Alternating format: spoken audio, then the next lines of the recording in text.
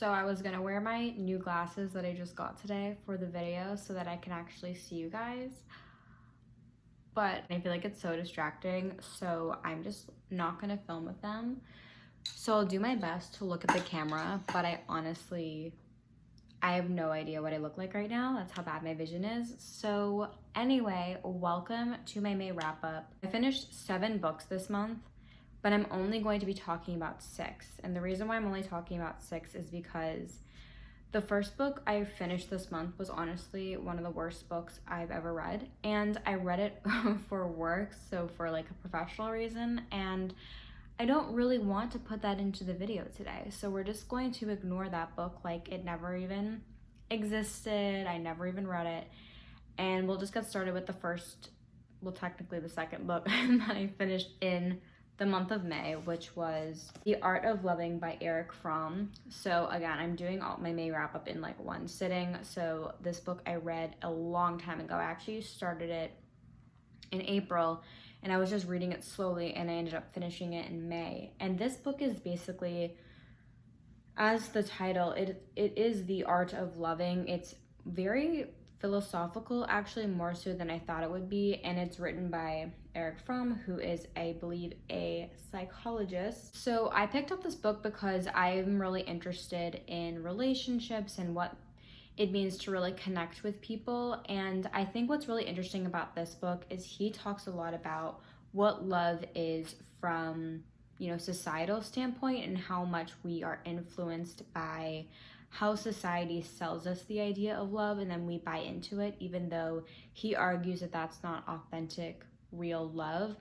And he splits up the book into several different sections. So the first section, he talks about whether love is an art or not. And then in the next section, he talks about the theory of love. So what does it mean to love? What is love? And he talks about the different aspects of love. So of course, when we think about love, we're often thinking about romantic love between two partners, but he breaks it down even more and says that the different parts of love are brotherly love, motherly love, exotic love, self-love, and the love of God.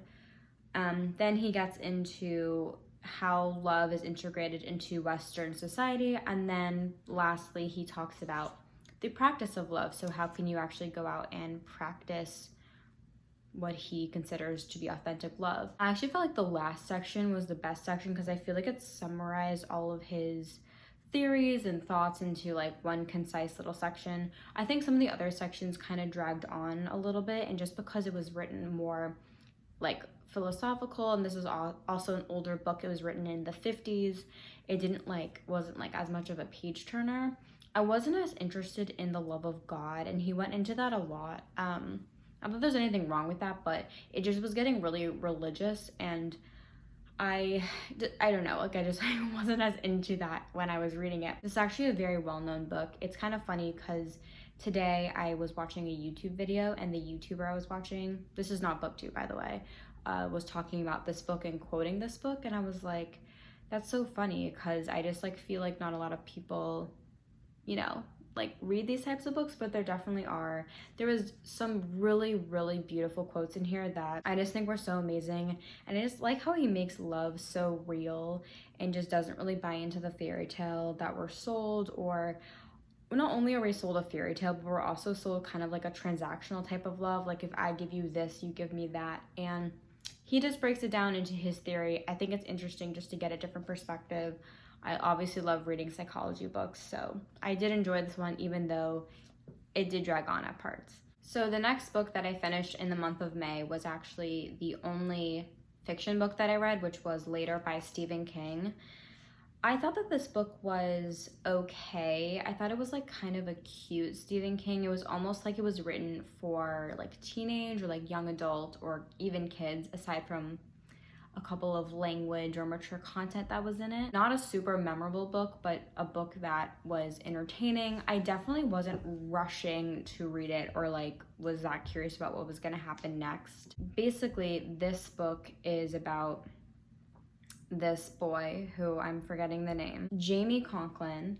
He, as in Stephen King fashion, he has this ability where he can basically, okay, so this is how it works. So once someone dies, they exist for like 3 days after their death, and their like spirit or ghost can be found near where their physical self died. So Jamie Conklin is able to speak to people after they have passed away for that short amount of time. So he has this ability. His mom is a publisher. Of course, she works in the book industry. I don't know why that's relevant, but there's several different circumstances where Jamie needs to talk to people from the dead, whether it's getting information that his mother needs, or to stop a crime because this one person that died was like threatening to do stuff beyond the grave. And that's kind of, I don't know, that's how they were selling it. I thought this book was okay. I honestly don't really remember a lot about it. If you're looking for like a really easy, light, fun read that's like a crime fiction, read this book. Don't think it's his best work. I didn't think it really like dove into the characters as much, but again, I don't think that's what this book was really for. And yeah, it kind of hit average for me. Not a bad book, but not great at the same point. Okay, so the next book that I finished in the month of May, I absolutely loved, and it is This Is Your Brain on Birth Control: The Surprising Science of Women, Hormones, and the Law of Unintended Consequences by Sarah E. Hill, who is a research psychologist. I love this book so much. I think it's so important for women to know their bodies. I feel like, especially when it comes to the birth control pill, there's just been a lot of misinformation about it. Or not misinformation, just a lack of information. I feel like people hold up the pill like it's so superior and so amazing, which it has given women so many benefits and has really helped women move forward in society. But I also think it's important to know the effects that it has on our bodies, on our brains. And I feel like it's almost unfair that it's kind of a scapegoat. Like, girls are just thrown on the pill without really understanding what it does to them and their mind and their body.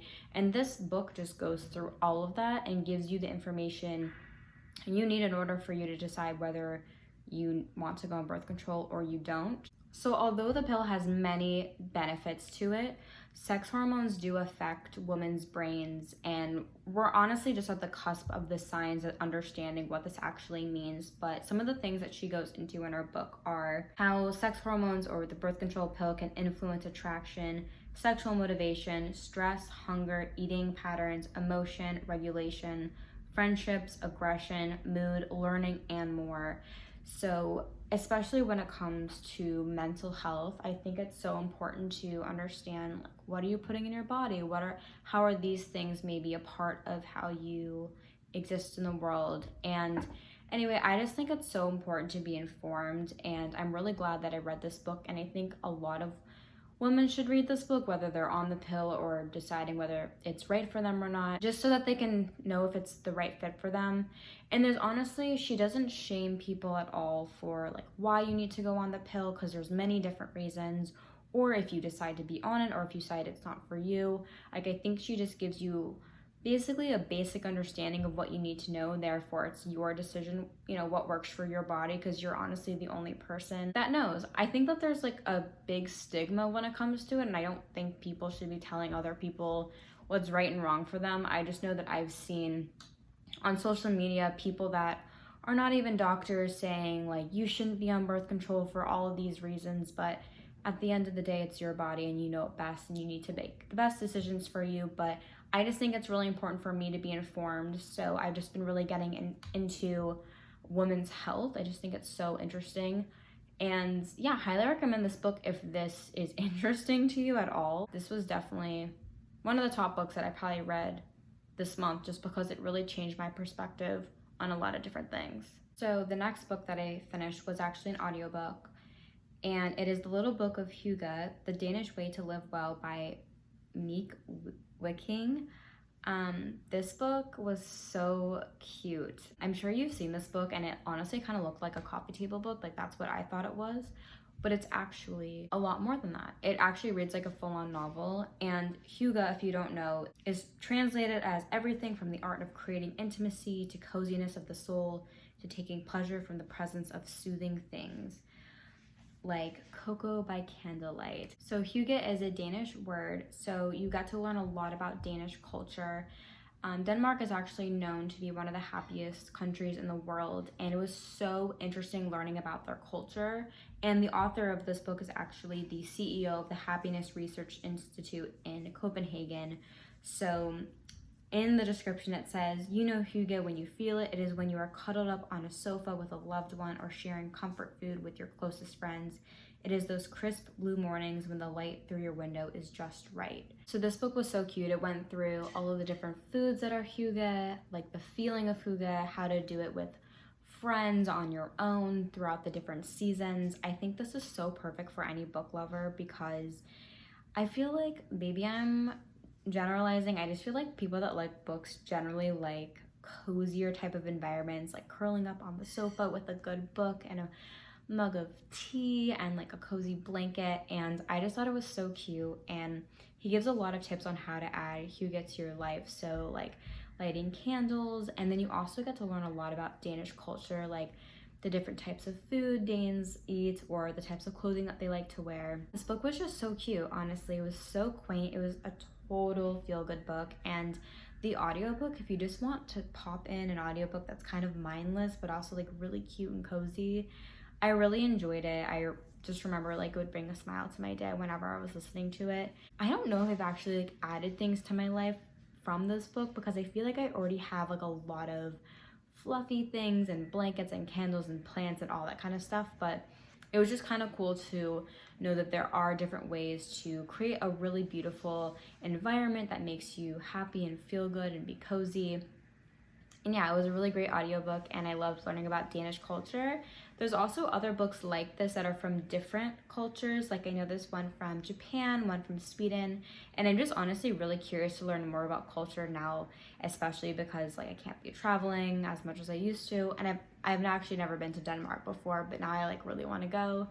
And it's interesting because Denmark is known to be like a very like, rainy and gray and dark place, yet because of that, it almost is like hygge comes out of it because they're able to create so much coziness. So anyway, I love this audiobook and I thought it was super cute. So the next and last book that I read in the month of May was Stop Missing Your Life by Cory Muscara, How to Be Deeply Present in an Unpresent World.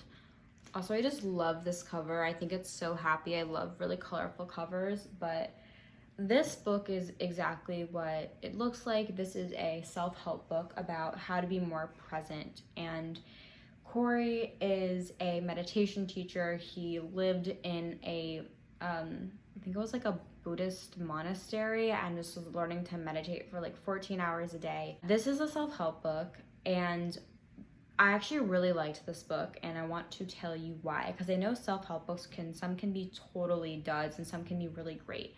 I thought this book was really great because it's not super complicated. He keeps things really, really light, but he also keeps things really practical and down to earth. I love the way he wrote this book. I thought he was being so real. I think a lot of times self-help authors can kind of be on their soapbox and like telling you to do all these things. And I feel like he was just so real the way he wrote the book with so much humility and was like, hey, I'm still working on this too, but you know, this is what I do. He gives also a lot of practical tips and tools, like exercises you can do. There's chapters where he gives lists of exercises, apps you can download, resources you can use. And because I feel like a lot of times when you read a self-help book and then you end it, you're like, okay, so how do I apply that to my life? And you kind of walk away and just forget about it. But he really, like, you can flip through a chapter, like, and find an exercise and do it. And, like, there's so many practical ways. He actually has, like, resources, which I actually downloaded.